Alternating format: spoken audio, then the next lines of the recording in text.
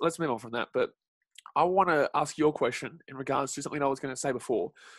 New Zealand right now, where do you have them at? Do you still think they're the good team of old? Because I see a lot of Kiwis talking smack about Foster. Yeah, I mean, I have them on a stick down here. For anyone who is watching the visual version of this podcast, pretty much for anyone who isn't, Ian Foster's just on a stick here. It's a bit lifelike as well, a bit scary. But it's one of those ones, a lot of people still, even at this stage, have been saying Scott Robertson was the man for the job. But I feel like Ian Foster, it's interesting. His selection for, I think it was possibly the second or first game of Tonga or Fiji.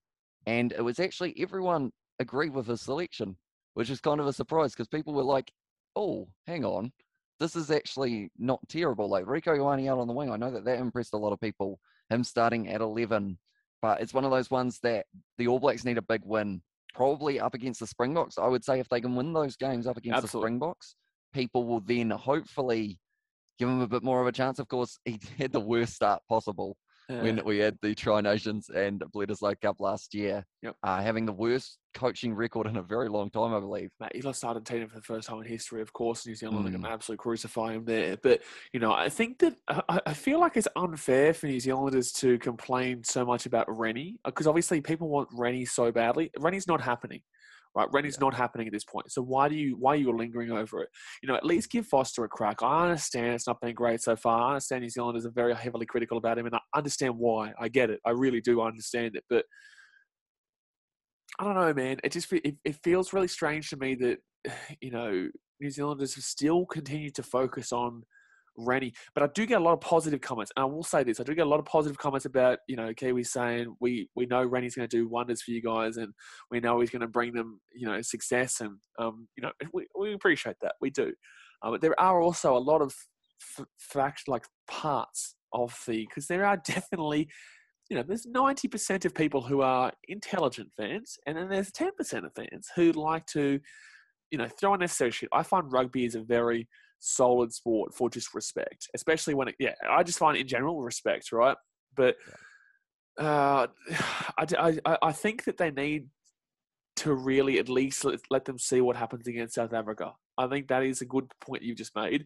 That before you throw him to the, I think if you guys get and I'm telling you, if New Zealand play like they did on Saturday, and they play like that against South Africa when they come, and I'm telling you, Wallabies too, Wallabies get slapped. Wallabies get slapped. Yep. New Zealand are going to get slapped too. And that's going to be the biggest wake-up call. If they play like they did, I'm telling you, Australia should have won that game based on New Zealand not being anywhere near their best besides 10 minutes in an 80-minute time span. Can you imagine what South Africa's going to do? Like they're going to smack them with a CH, capital S, with a dot. I mean, 18 penalties. I said it throughout the Tonga and Fiji games as well. The All Blacks, for some reason, I'm not sure what it is, but they have been giving away a huge amount of penalties so far this year. And I don't know whether or not it is something to do with them trying to get in the breakdown earlier, because I know Brodie Retallick ended up giving away 3 penalties in that game up against the Wallabies. There were also a couple players. David Arvili had 2, and there was also another one of those forwards who ended up giving away 3. I think it may have been Akira Ioane, which just means, unfortunately, you can't afford to give away so many penalties. Definitely not. Was that lineup what you would class as your best lineup right now? I would say not quite. I think we had a couple ones in there that possibly we could switch out. The likes of, I would like to see Ardie Savea maybe go to 7. But then saying that, Dalton Papali's so good at the moment. He is one of those players that, he is going to be there at the World Cup, I have a feeling. Just the way obviously, that he is I'm thinking about the fact that Mariko Koroibete wasn't there and James O'Connor wasn't there. So there's still a couple of players for Australia that were out. Yeah. And if you give James O'Connor the kicking, based on the scoreline on its own merits, with the kicking, the missed kicks and whatnot, he will get those kicks. So that's the only way. But like I say all the time as well, I know it's a focus of the kicks right now, but that's kind of what has to happen because it's how the game panned out. But just because you miss a kick and then you can't go and assume if you got that kick, the game still goes the same way because everything gets changed. You're not now kicking off from there. You're now getting it from the halfway line. Everything gets changed in the game. So it doesn't necessarily mean that the game's going to be the exact same. But if you're going based on that discussion point, then yes, James O'Connor does it and they win by 4 points or whatnot. Because I have to say, Marika Korombete missing was a big hit for the Wallabies straight away. But Andrew Callaway, I have been praising him for a long time. Like at the Rebels, he made some very brilliant tackles. That line-out try was up ridiculous. Against the Crusaders. That line-out try was absolutely, that was the best try today. Like, he is just an absolutely phenomenal player. And I feel like he slotted into that left wing position quite well. I know he's been playing out on the right wing in recent times because is Tom Wright injured or is he just not being there? I know he's got he had a sideline interview during the game. He's there, man. I don't know. I don't think it's an injury. I'm not too sure. I'm not going to say that he is or he isn't. Yeah. But I also don't necessarily think that. Anyway, or did he get injured in that game against? Did he get injured in that game against France? If I dropped the ball that many times, I probably would have gone down as well. To be fair. But, it's unfortunate for him because for the Brumbies, he plays well. Like, it's one of those ones. Like Richie Moore plays well, and yet all 5 Australian teams finished below New Zealand teams. Yeah, but like, take the best of the bunch, put them all together, give them a couple of weeks. What would you say? What would you say in regards to the Wallabies? Do you think they're progressing, or do you think they're still stagnant? I think give them, I'd say 3 more games. I think before in those games, get a look at them, or are you saying before they get progressing? I think this side just needs to build a little bit more chemistry. And I think from there, they will be able to keep on performing because we saw, like, they had their little moments. Absolutely. And that game, like, Paisami and Ikitau in the midfield seemed like it was going to be a pretty nice combo to have. But Matt Tomoa off the bench was also very strong. And he kind of, I'm not sure where he slotted in. He'll probably want that number 10 jersey. I think Alalotoa got off to a really good start in this game, but didn't really get to eventuate. Because I guess it's very difficult when there's that many penalties and that many penalty advantages for, like, the forwards to really get a lot of carries because normally advantage goes and then you cross kicking or something like that and then that first 15 minutes that first 15 minutes legit both teams just kept giving the ball back to each other.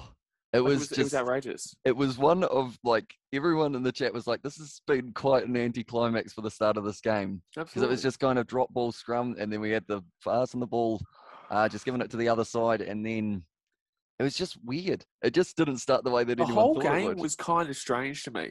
And this is why I don't think I'm outrageous in saying South Africa will slap us both at this rate. At this rate, based on that, we still have a second game to come. We also what happened in the second game last year. But I'm telling you right now, if New Zealand don't step up their act, I can tell you that Australia right now, I'm telling you, they're on the verge of breaking through. And a lot of people don't understand this because they look at the results and they think, oh, look, they were close against a France team. People don't really respect France. They don't get it. They don't get France because obviously you need to watch rugby as much as we do and globally to understand where all the other teams are at right now. People don't respect France because they don't know about France. The last time they heard about France was 10 years ago in 2011 in New Zealand, right? So, Australia have been good there. They honestly, and I say this every time, they should have won that Tri Nations last year, but 2 kicks, because the first one wasn't Tri Nations, but 2 kicks against Argentina, New Zealand limped over the line there, and that's another reason why Foster's been obviously heavily criticised, fairly enough. But 2 kicks, just get one of those kicks, and they were easy kicks. I'm going to straight up say, I sit on the couch, I stream, I'm a fan, whatever. I'm not the one playing out there. I get that. Go out there and do a better job, they say. No, screw that, man. I'm not the one going out there and getting paid. If you're getting paid to kick the damn well ball, then please kick the damn well ball, because that's what you're getting paid for. And it's fair enough to be criticised multiple times too. It's not just one game that it cost. It was 2. And all we needed was one game. All we needed was one of those 2 games, one of those 2 kicks, and we win the Tri Nations.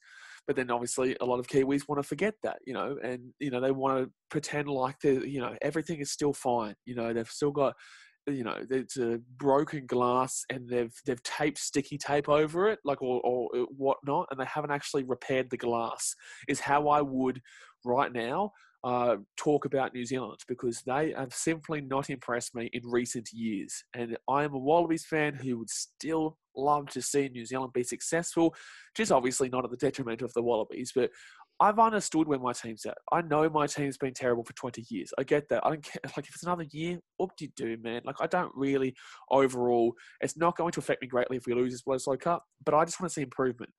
And to the fact that we've only lost by 8 points to New Zealand is a positive. And even though we played poorly, I know New Zealand played poorly, but we played poorly. That New Zealand side on Saturday should absolutely have crushed us after that halftime break when we came out there.